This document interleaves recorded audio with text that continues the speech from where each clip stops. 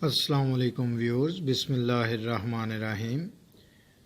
اردو کی کتاب ششم جماعت کی، اس میں سے نظم خراب ہے، اس کا خلاصہ اور مرکزی خیال ہم پڑھ رہے ہیں۔ تو آئیے خلاصہ پڑھتے ہیں۔ اس نظم میں شاعر نے مزاحیہ اسلوب بیان اختیار کرتے ہوئے معاشرتی ناہمواریوں اور خرابیوں کا ذمہ دار خود معاشرے کے افراد کو قرار دیا ہے۔ شاعر کہتا ہے، ہم معاشرے میں ہونے والی خرابیوں کوتاہیوں کا ذمہ دار ہمیشہ دوسروں کو ٹھہراتے ہیں۔ کوئی ایسا نہیں جو یہ تسلیم کرے کہ اس کی کوتاہی سے بھی کوئی معاملہ خراب ہو رہا ہے، بلکہ یہی کہتے ہیں کہ زمانہ خراب ہے۔ جو غذا ہم استعمال کرتے ہیں اس کے ناخالص ہونے کی شکایت عام ہے۔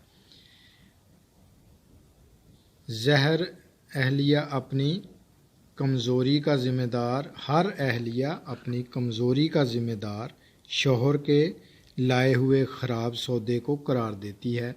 گوالا پتلے دودھ کی ذمہ داری خراب چارے پر ڈالتا ہے۔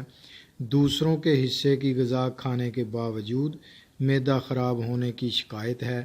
حال ہی میں گاؤں کا بننے والا رستہ خراب ہونے کی وجہ بھی ذاتی لاپرواہی نہیں، خراب صحت کا ذمہ دار ڈاکٹر کا علاج ہے۔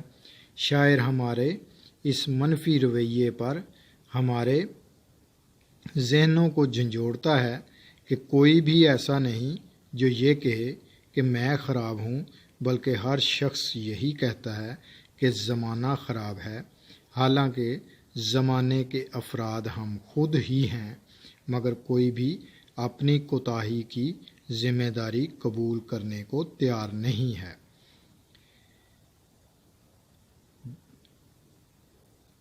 اختتام میں شاعر یہ باور کرواتا ہے کہ اگر یہ معاشرہ ایک مشین کی طرح ہے تو اس مشین کے ایک دو پرزے خراب نہیں، بلکہ آوے کا آوا خراب ہے، یعنی معاشرے کا ہر فرد اس کی خرابیوں کا ذمہ دار ہے۔ آئیے مرکزی خیال پڑھتے ہیں۔ اس مزاحیہ نظم کے ذریعے شاعر نے ہمارے اس معاشرتی رویے کو تنقید کا نشانہ بنایا ہے کہ ہم سب اپنی غلطیوں اور کوتاہیوں کا ذمہ دار دوسروں کو ٹھہراتے ہیں۔ یہی وجہ ہے کہ ہماری زندگی کے تمام معمولات خرابیوں کا شکار ہو رہے ہیں۔ غذا ہو یا صحت، علاج ہو یا بیماری، ہمارا ذاتی حال ہو یا گاؤں کا رستہ، ہر خرابی کا ذمہ دار زمانہ ہے۔ شاعر کہتا ہے کہ اگر یہ معاشرہ ایک مشین کی مانند ہے تو اس کے ایک دو پرزے نہیں، بلکہ آوے کا آوا، یعنی معاشرے کا ہر فرد اپنی اپنی خرابی کا ذمہ دار ہے۔